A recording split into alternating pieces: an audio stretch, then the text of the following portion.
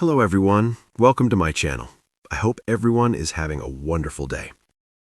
The evening had started like any other, the soft glow of London's streetlights reflecting off the puddles left by an earlier drizzle.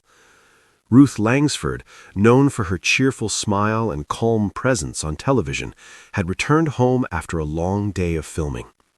The city was alive, but inside her flat, everything was silent. Too silent, she thought. She tossed her coat onto the chair, thinking she'd just relax for a while. At first, it was subtle.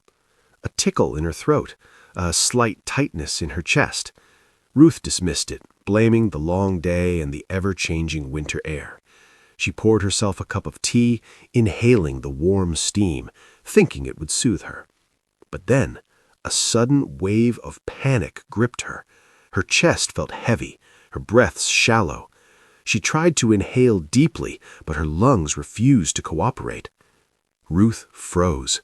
She had experienced colds, allergies, even a mild flu, but nothing like this. Each breath was a battle. Her heart raced as fear clawed its way up her throat. She reached for her phone, her hands trembling, only to realize that in her panic she had left it in the kitchen. The thought of crawling across the cold floor while gasping for air made her chest tighten even more.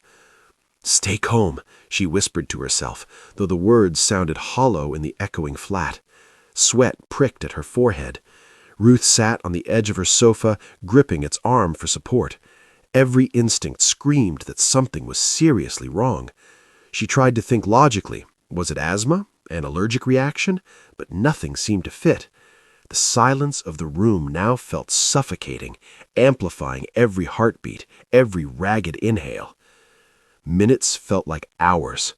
Her mind raced through worst-case scenarios, each one more terrifying than the last.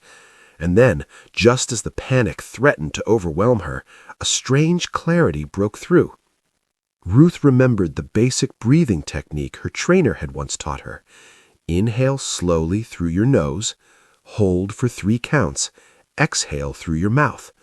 She forced herself to follow the rhythm, her trembling hands still clutching the sofa. Slowly, imperceptibly, the tightness eased, but the fear lingered, stubborn as ever. Ruth realized she wasn't just struggling physically, she had been blindsided by a reminder of her own vulnerability. Fame and fortune could never protect anyone from moments like this.